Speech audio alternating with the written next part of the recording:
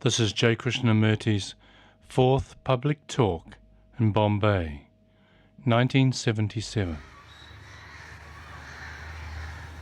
This is the last talk, I believe.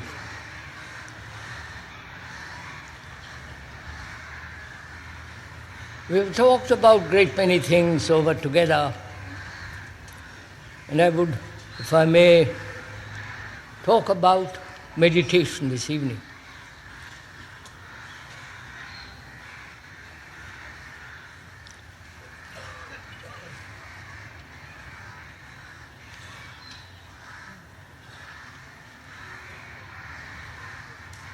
I wonder if one realizes what a disorderly life one leads.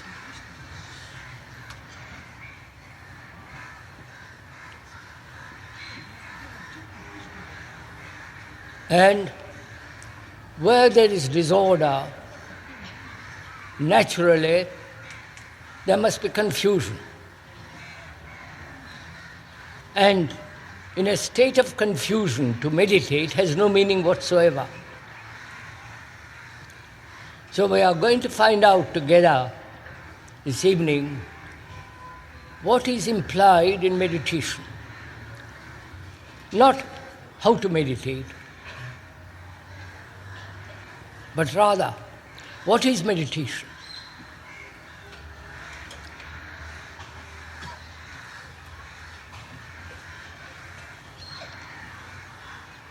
As we have said the other day, it's a very complex problem, like all human problems. And to find out what meditation is, one must obviously lay the foundation. Like if you're going to build a good house, you must have a deep, solid foundation. Otherwise, the house will topple down. So in the same way, one must find out, if there is to be meditation, what manner of foundation one must lay.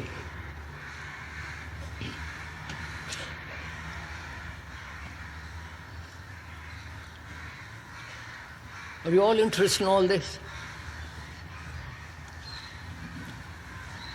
I've been rather put off by these lights.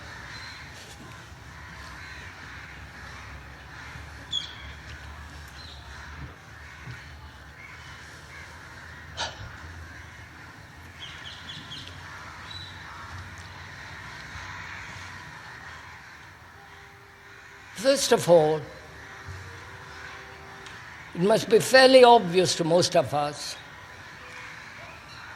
that order is necessary. Not a blueprint and the acceptance of authority which lays down a certain pattern to be followed, and therefore it's not order. What we are going to find out first, what are the implications of order, why it is necessary to have order, and is meditation the summation of order, the essence of order? That's what we're going to find out. Without order, energy is dissipated. So the gathering of energy is one of our problems. And the gathering of energy is, in essence, the religious mind, which we're all going to presently.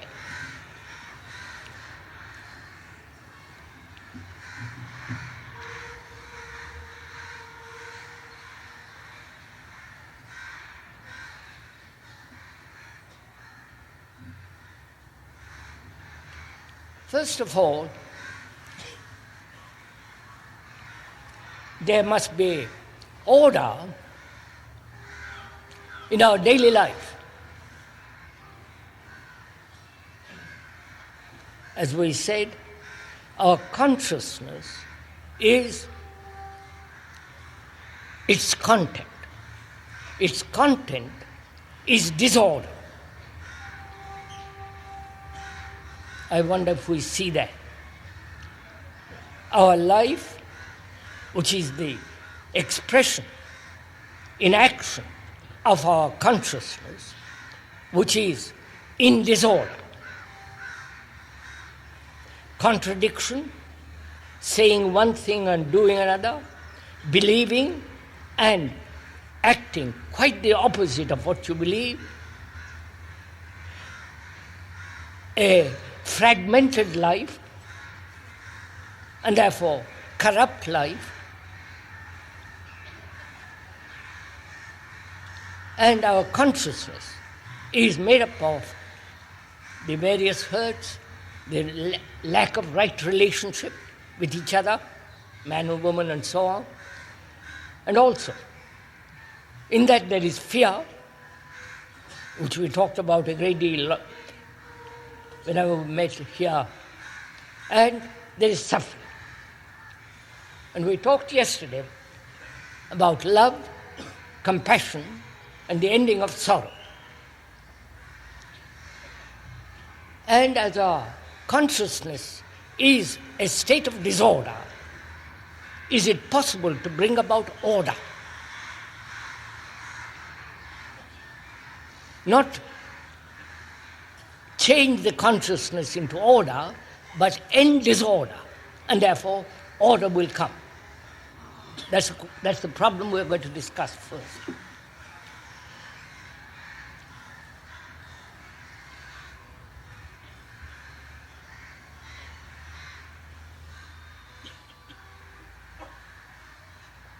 I wonder if one realizes how important it is, the whole question of sleep.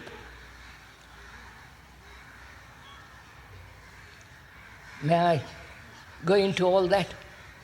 Because that's part of order, as I'm going to go into it.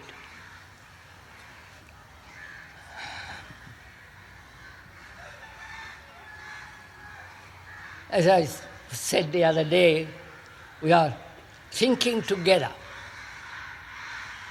We are taking a journey together. And there is no authority. This is an inquiry of human beings to find out if there is a different way of living altogether. Not this constant struggle, battle, violence, brutality, lack of chastity, and so on, so on, so on. We're going to see if there can be order in our daily life. Otherwise, meditation has no meaning whatsoever. You can sit endlessly in a certain posture, breathe and all that, and lead a most corrupt life and try to meditate. It is utterly meaningless. So, it's very important to find out what disorder is, and the ending of disorder is naturally there will be order. Right? Now let's proceed together. Together, not the speaker is talking and you just listen. But together we're going to explore into this question of order.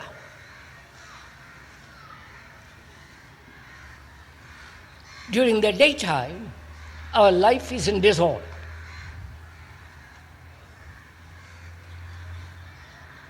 And during sleep, the brain tries to bring about order. If you have ever gone into this question, which I'm going to explore with you now. That is,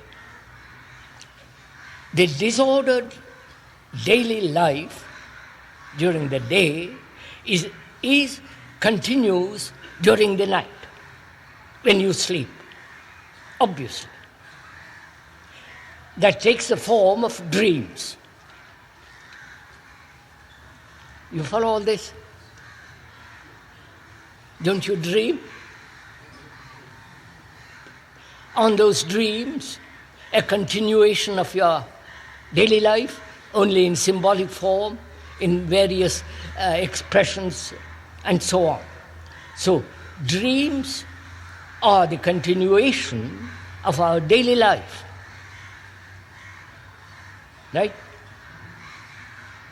You will see as you go along, you will understand it deeply. Don't you ever take stock before you go to sleep of what you have done during the day? Don't you say, I should have done this? I should not have said that. I ought to have done that. Don't you do all that? No? Sometimes. Which means what?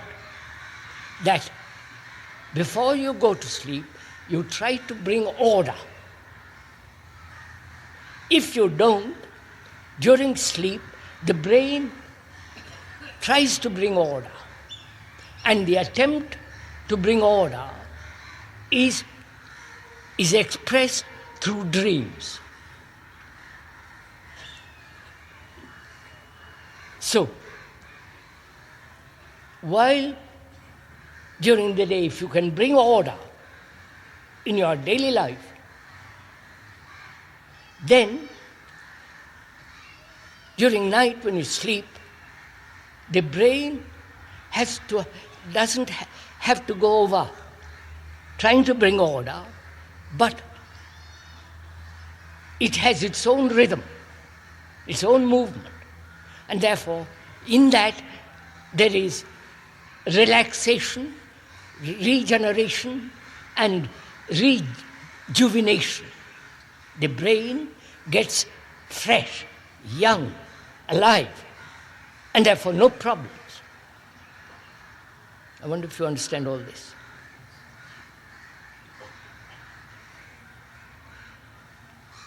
So it's very important to find out if it is possible during the day to live correctly, accurately, precisely, not according to a pattern, not according to what should be, but facing actually what is. When you lie, you know you are lying. Not try to deceive yourself. When you say something and you mean it, and not deceive by words. So, where during the daytime there is accuracy in action, the brain then, during night, hasn't to bring about order. Because the brain, if you have gone into this, we are not brain specialists. But one has watched one's mind a very great deal.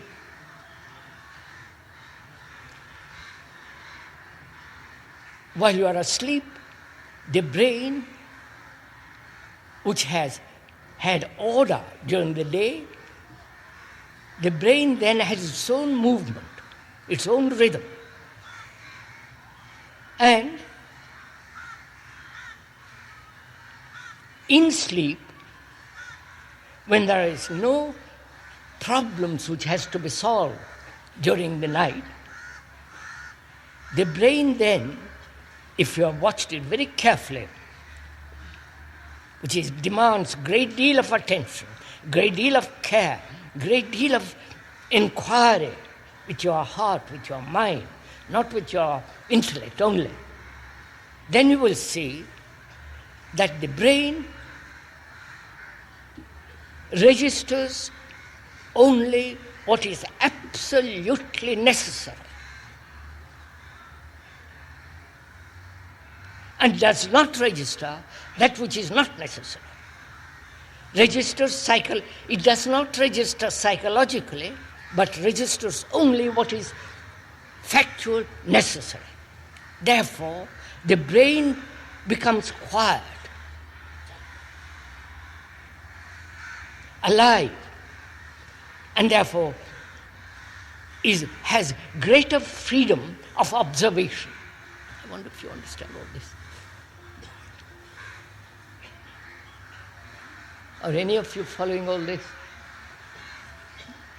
Not intellectually, which doesn't mean you must go to sleep now, but rather examine your daily life, see how disorderly it is, and utterly meaningless as it is, and without effort, without motive, to bring order in your life. Is that possible? That demands a certain quality of energy.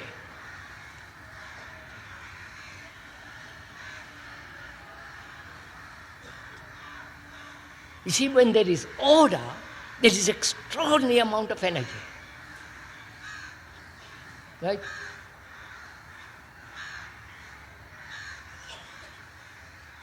I wonder if you realize this.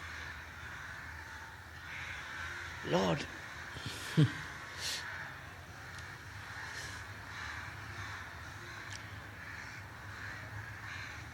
you see, freedom means order. You cannot have freedom in disorder. It's only when there is complete order, there is total freedom. That means order brings about tremendous energy, which is not wasted. So, that's one of our important questions to be faced, understood, and lived. That is, there is freedom only when there is no disorder. When there is disorder, there is choice. When there is clarity, which is order, there is no choice. You understand all this? Oh. All right. You choose, don't you? Not materials, I don't mean a psychological choose. You choose your gurus, what you will read, what you will not do. You choose. Why? Why do you choose? You choose because you don't know. You are confused. But if you are very clear, there is no choice. Choice is not necessary. Right? So, where there is disorder, there is choice. And because you can choose, you think you are free to choose. Actually, you are not free. So where there is order, there is freedom. And order brings about an extraordinary sense of energy.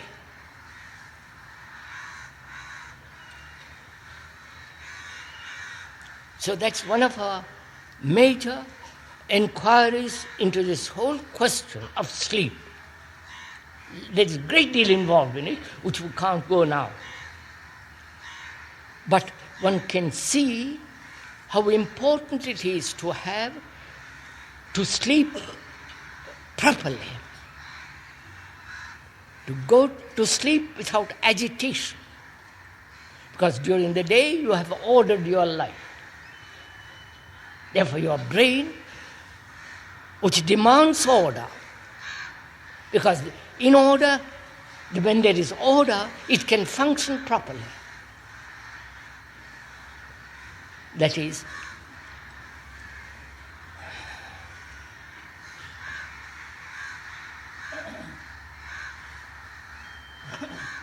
It demands security and order. That order and security may be found in some neurotic belief,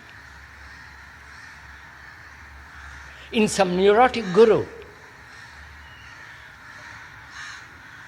And most gurus are neurotic anyhow.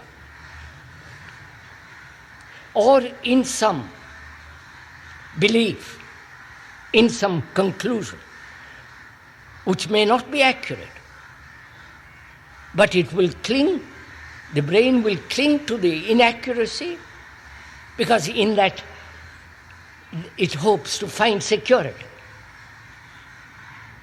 So the brain needs security and order. It may find it in various forms, as most people do find that security in neurosis. So, as the brain demands order and security to function properly without effort, I wonder if you understand, without effort, that can only take place when there is order in your daily life. Right? So that's part of meditation.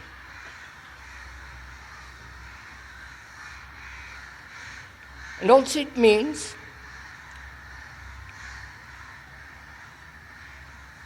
a religious mind.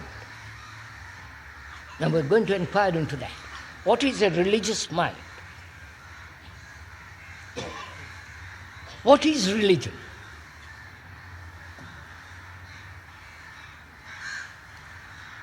Is religion worshipping an idol made by the hand or by the mind? You understand my question? Is religion something put together by thought? Are you interested in all this? Gosh, that's way down.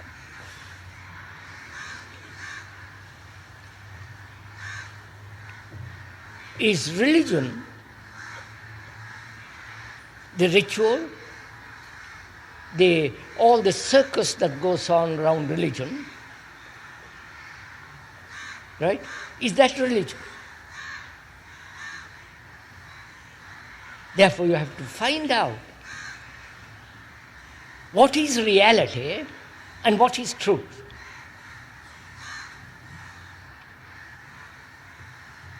Are you following all this? Are we taking journey together, or am I talking to myself? Bene, can I go on? We're asking, what is religion? Obviously, all the thing that goes on around temples, mosques, cathedrals, churches, that's not religion. Obviously, because it is put together by thought.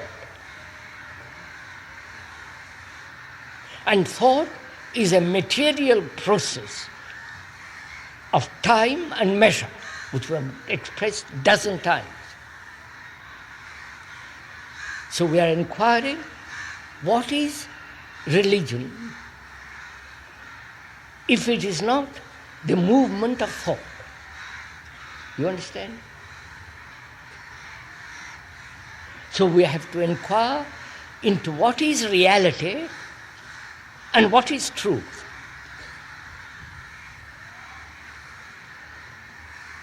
Huh?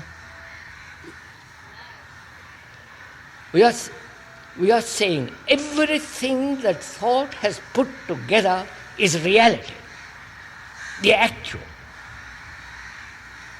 The temple is the actual.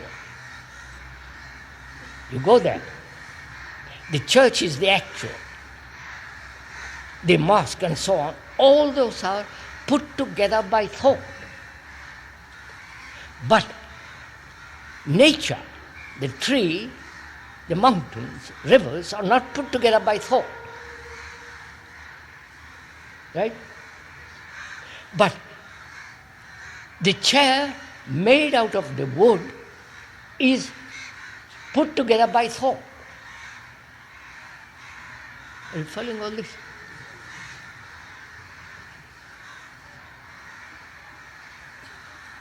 And all the illusions, the superstitions, are actual, therefore put together by thought. So, everything that thought has put together, tradition, the rituals, the technological knowledge, the whole apparatus of the movement of thought which has created this world, its confusion, is a reality.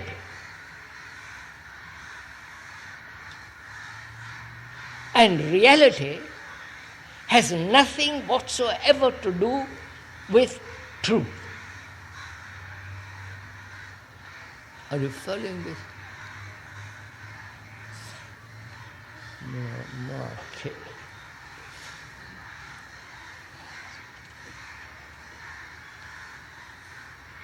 You understand, sirs?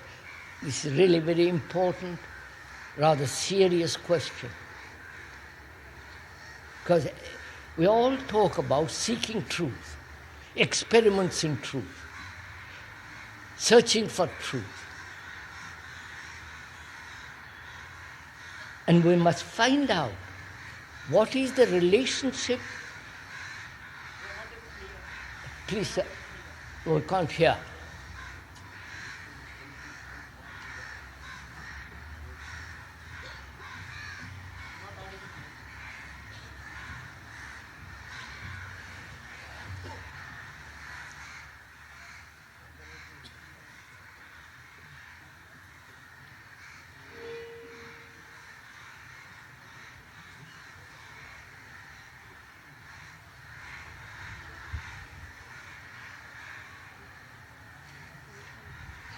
Right? Can you go on?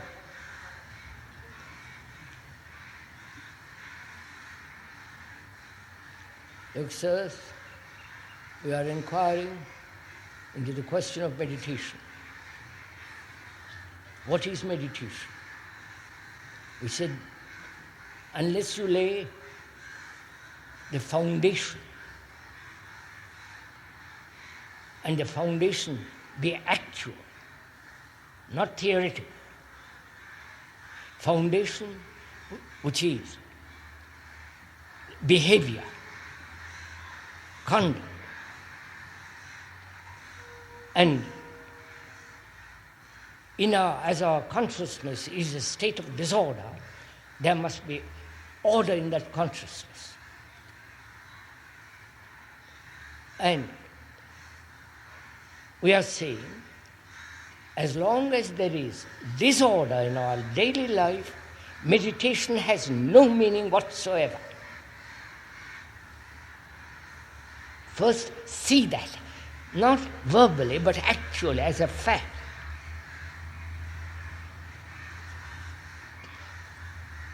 Then you have to ask, what is reality?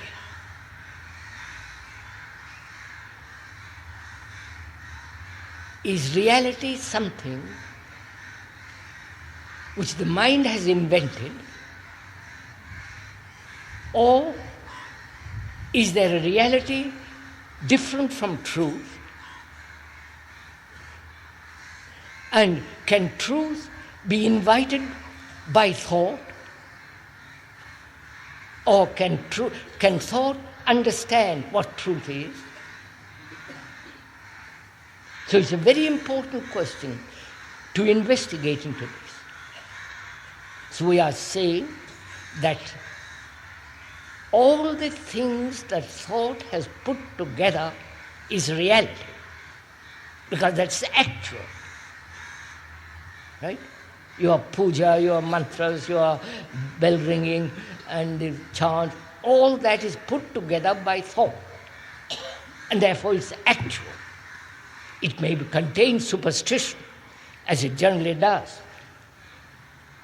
Belief, all that is the activity of thought which is real. Reality comes from the word res, thing. That which is a thing which you can see, observe, touch. And as we said, nature is not put together by thought. But out of nature, to make a chair, the chair is a reality. But the wood is not put together by thought. Got it? Do you understand this? That's one of the problems. And what is the relationship between reality and truth? Reality, which is the movement of thought, can it invite truth or can it perceive truth? You following? Obviously, thought is fragmentary, right? Thought is limited. Thought is a material process in time. So thought cannot possibly invite truth. It is only a mind that is holistic. You explain what we mean by the word holistic. A mind that is sane, which means rational, objective, non-personal, that can see what exactly is, and a healthy body naturally, and a mind that is holy, that is holistic. It's only a holistic mind that can see what truth is. Not thought can see what truth is. I wonder if you understand all this.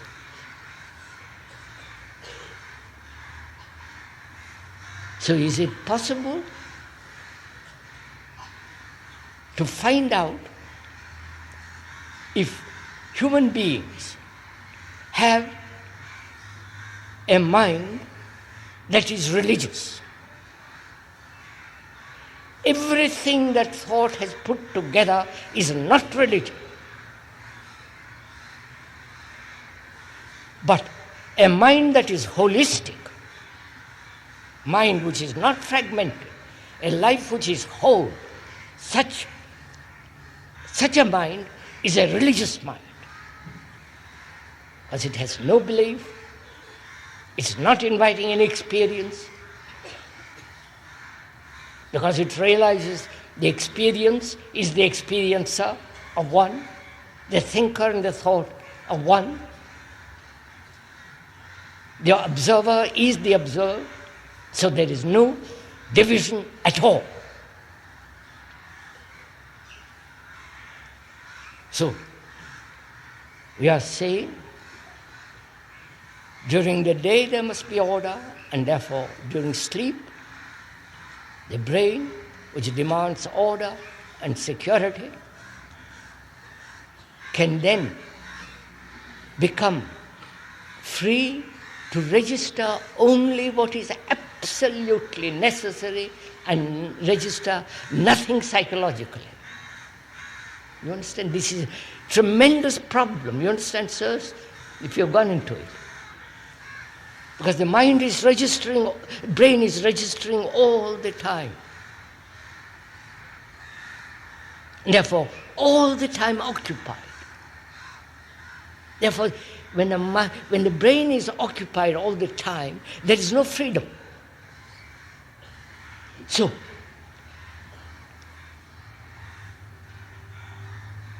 when it's occupied, as your most brains are, completely, there is no space. And we're going to go into the question of the importance of having space. Are you interested in all this?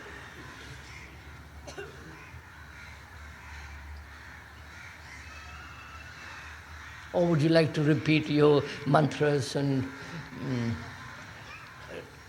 Bhagavad Gita, or go off into some trance? All that is so absurd and childish. This is very important for you to understand, that this brings us about a total psychological revolution,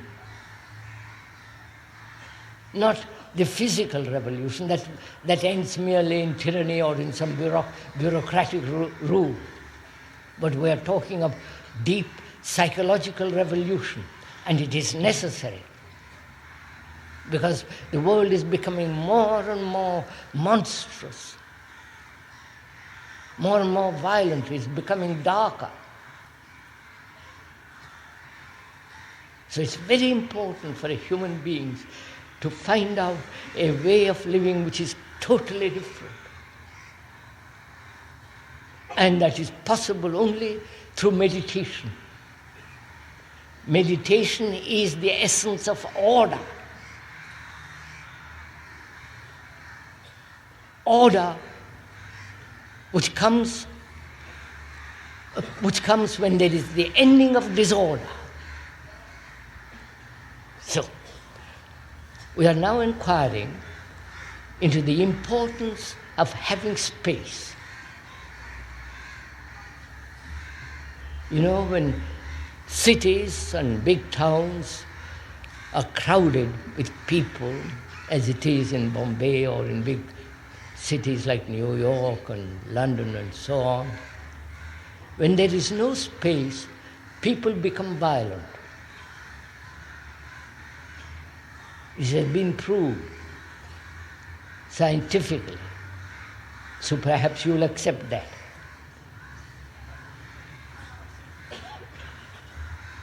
But if you observe yourself, which is the observation, knowing yourself,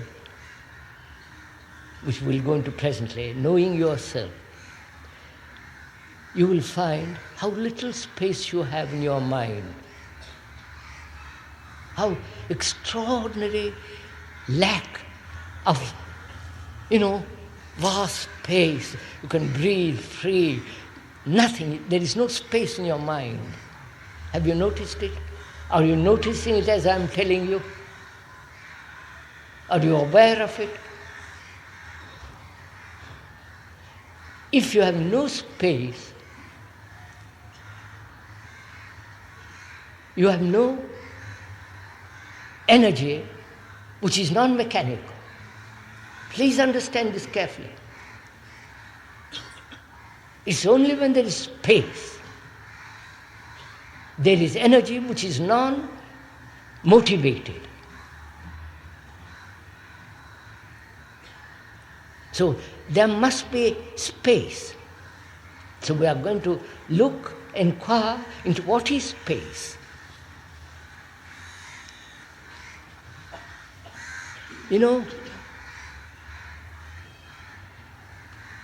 You have little space around yourself, haven't you? You build a wall around yourself, don't you?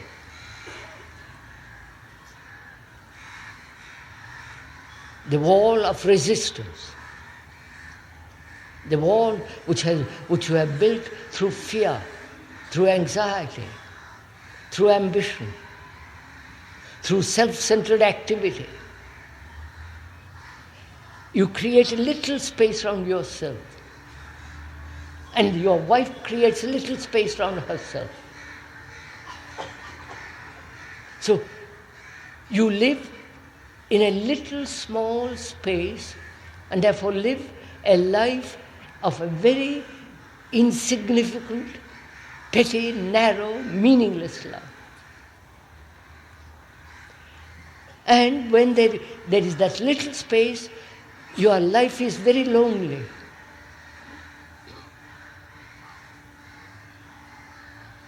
And out of that loneliness, there's a great deal of misery, confusion, anxiety, dependency.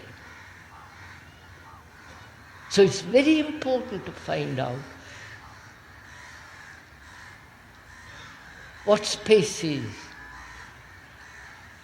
Space means increase, distance.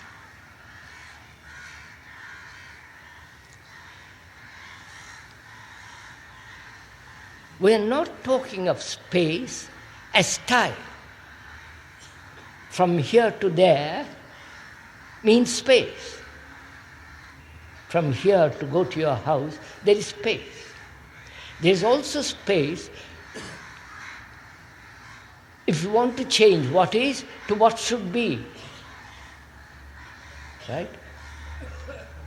I'm angry, to change anger into non-anger, there is space. So, thought has created an artificial space. And we're asking, what is the importance of having space? When there is space, there is tremendous energy. When there is no space, you are wasting energy through conflict, through violence, through ambition, and so on, so on, so on. So, how is it possible for the brain to have space when it is not occupied? It can only have space when there is no occupation. Right? Do you see that? But most brains are occupied with worries, with business, with cunning devices and deceptions. It's tremendously occupied. So the question is it possible to end this occupation?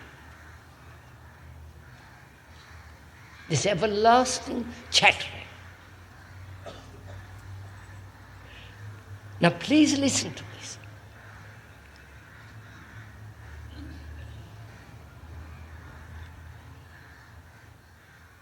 If you are aware that your brain is endlessly chattering, and therefore wasting its energy in useless struggle, worry, and all the rest of it. When the brain, please listen, when the brain sees the actuality of what is taking place and the danger of what is taking place, then the brain will stop it instantly. Do you understand my question? Have you understood? No, you haven't understood it. Don't shake your head. Listen to it. When you see a danger, like a bus hurtling it towards you, you step out of the way, right? You see danger. When you see a cobra, you don't play with it, you move away. So, you see the actual danger. Therefore, there is immediate action. But if you see actual danger of chattering, which means lack of space, and therefore wastage of energy. If you see the danger of it, as you see the danger of a cobra, instantly the brain will stop. I wonder if you see the importance of this. That is, when the brain observes, as it does, when there is a danger of a cobra, similarly, when you see the danger of constant occupation, then the brain naturally, without any effort, ends chattering. It is only when you see the danger of it. But if you say, well, it's pleasant to chatter occasionally, to occasionally gossip about something or other, have a conversation with myself to myself, that may be pleasant, agreeable sometimes. but that's a wastage of energy. So, if you see that nationalism, for example, being an Indian, a Hindu, is a tremendous danger. Do you see the danger of it? Because division between Hindu and Muslim, the Jew and the Arab, the communist and non-communist. Where there is division, there must be conflict. Right? Which is wastage of energy. So, if you see the danger, actual danger of a chattering mind, the wastage of energy, then the chattering stops without any effort. Do it now, you will see it. Do you see the danger of nationalism? Do you? Be careful. You don't. You worship it. You will fight for it. You will die for it. And therefore, what happens? Your children will die for it, for an idea, for a flag. You understand all the danger of it. So, when you see something dangerous, the brain itself stops its useless activity. So, space implies non-occupation. That occupation ends when the brain seats itself and therefore registers only what is absolutely necessary and doesn't register psychologically anything. You understand, sir? Please listen to this. If someone calls you a fool, there is immediate registration. And if someone calls, what a marvelous man you are, there is immediate registration. Not to register either the fool or the flatterer. Then only you have space. Can you do it? Not agree, not shake your... Do it. And when somebody says, what a perfect ass you are, watch it. Be aware of it. And you will see the brain will not register. Or the flattery. It's only, please listen, it's only when there is registration of things that are absolutely necessary, like language, driving a car, technological information, and so on, but nothing psychological, then you have immense space. Now, in that space, there's vast energy. And that energy is order. So, we have found out something.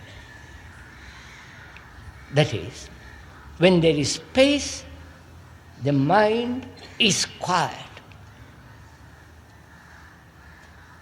When there is no space, the mind is chattering. I wonder if you get this. So meditation implies the understanding of space. And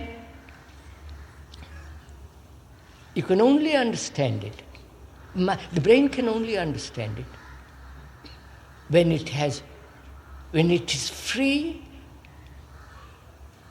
from registration and therefore having vast space, and in that space there is energy. Now, listen to all this. You will never do all this.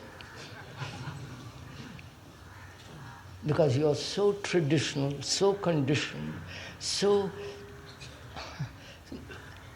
not at all serious. That's the sadness of all this. You're wasting your life. You understand? And you don't realize this, what is happening to you and to your children, to your grandchildren.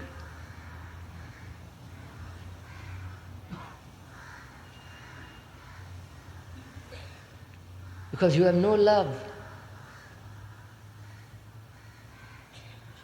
You understand? You have no love for your children. You have duty, you have responsibility for them. But responsibility and duty disappear when there is love. Which doesn't mean that you're not responsible. On the contrary, you are tremendously responsible. See that they're properly educated, not educated like monkeys. To become clerks, to become human beings is far more important. So you have no love. Therefore, no compassion. So, talking about meditation means very little to you. You'll go back to your gurus, your mantras, you follow transcendental meditation and all that rubbish. There's no meaning all that. But that transcendental meditation now has become $20 million industry. Therefore, it's a money-making concern. And it's not meditation. You don't see all this, you don't bleed, you don't cry with all what is happening around you. Because you're lost your humanity, sirs. So, in spite of your carelessness and indifference and callousness, in spite of your tradition in which you are bound, perhaps some of these words will sink in sometime in your consciousness and flower there. Because you will actually do nothing. But it's good that you should listen to all this. So that some seed falls in your brain and grows and flowers. So we are saying meditation is an extraordinary thing. It can only come about naturally as you breathe, when you have established basic order in your relationship, having no fear, ending sorrow, and with the ending of sorrow comes love and compassion. So when there is space, there is silence. Please see this, not the cultivated silence, the disciplined silence, the silence that is brought about through constant practice, which are all mechanical. But the silence that comes when the brain has complete order, and therefore vast space. In that space, there is no you or me. Don't please agree to all this.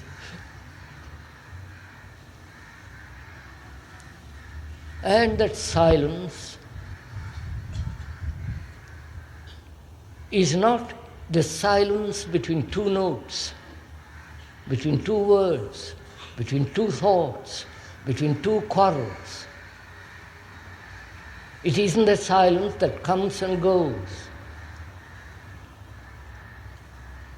In that silence, if the mind is able to be absolutely quiet, in that silence,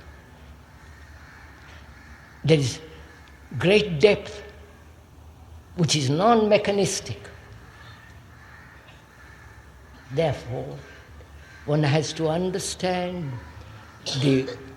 how our brains, our habits, everything has become mechanical. Even your sex has become mechanical. Right? Going to the office, quarreling with your wife or husband, your ambitions, your greed, everything that you do is almost repetitive, mechanical.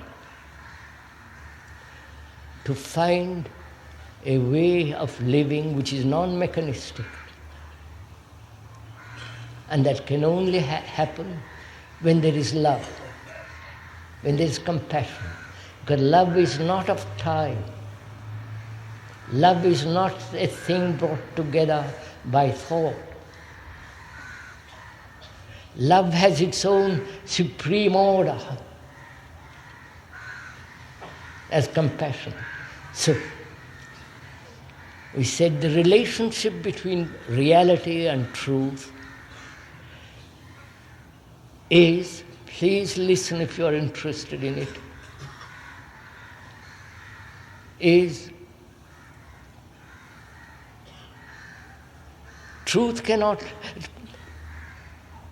reality cannot invite truth, but truth can come to reality only through compassion, and compassion has its own supreme intelligence. So, to understand truth, there must be compassion, love. That truth is not in books, your Gitas, your Upanishads, no book contains it. Truth is not a word.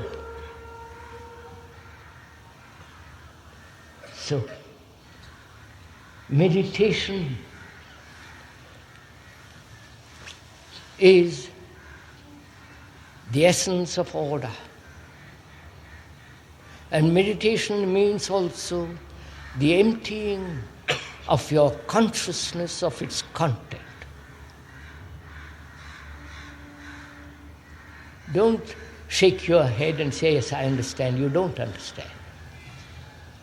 We said emptying the content of your consciousness.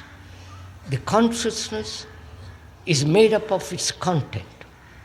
The content are fear, greed, envy, ambition, lack of right relationship. All that is the content. To empty all that. And it cannot be done through will. Will is still form of desire.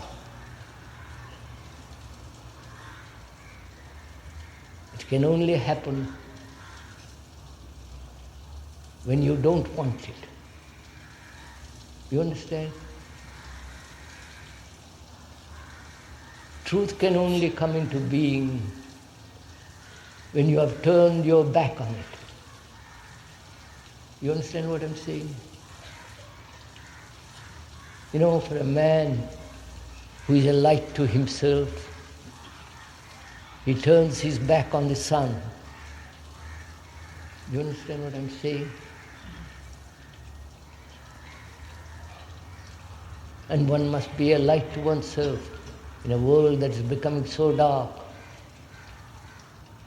And that light, nobody can give it to you. Nobody. Including the speaker. No guru, no book, no tradition. Nothing will give it to you, except that you yourself bring order in your life. The way you behave, the way you think, to be aware of every thought, so that no thought escapes from you. That's part of your self-knowledge, knowing oneself. That is to watch oneself. Why you think, why you feel, what are the motives, why these motives. You follow to know yourself, which is a very complex problem. Because to know yourself, you can observe only when the previous observation has ended. You understand? Do you understand this? Oh, come on. I observe myself. In observing myself, I have come to a conclusion. I see, yes, I've seen it. Then that conclusion will distort next observation. So each observation must end without any conclusion, without any design, without any pattern, so that each observation is fresh, is new. Otherwise, your observation is all the time distorting. You understand all this? That is, therefore, awareness without any choice to observe, awareness, concentration and attention. In awareness, there is no choice, just to observe, aware. But when you concentrate, you are bringing all energy to a certain point, and therefore excluding, naturally. Whereas when there is attention, there is no exclusion, and in attention you can concentrate, which is totally different from the concentration of exclusion. I wonder if you understand this.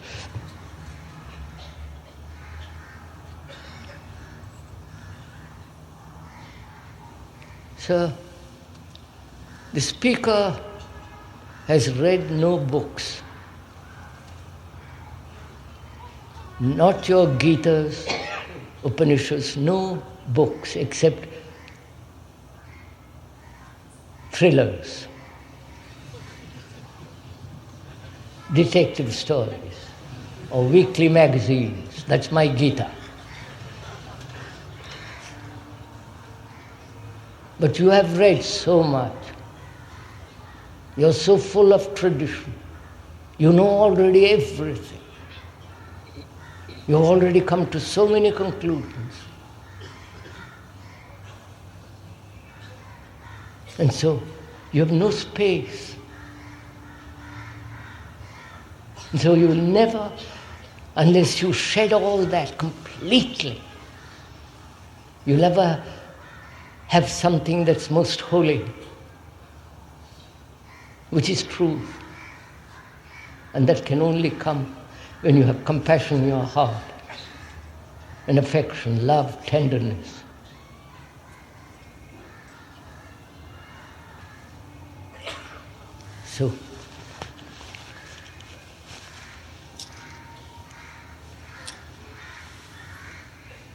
So we are saying, to conclude, that the world is you, and you are the world. Because you suffer as a human being, so every human being in the world suffers. Fear, anxiety, despair, loneliness. And every human being is ambitious, wants power, position, politically, religiously, in every direction. So you are the world and the world is you. If you transform your consciousness and really transform it, you affect mankind. You really do. Like Hitler has affected your consciousness. The Buddha has affected your consciousness. Your little guru has affected your consciousness. So, if you radically, deep down in your psyche, in your consciousness, when there is a fundamental transformation in that consciousness, as a human being, you affect the world. That's the truth. That's a fact. That's why it's very important that we human beings live a different kind of life in our daily life.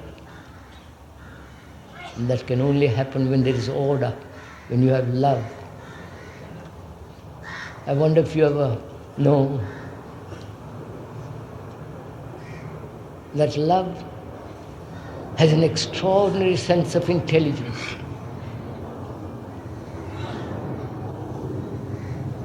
Not the intelligence of a cunning mind, not the intelligence of a tremendously well-read person.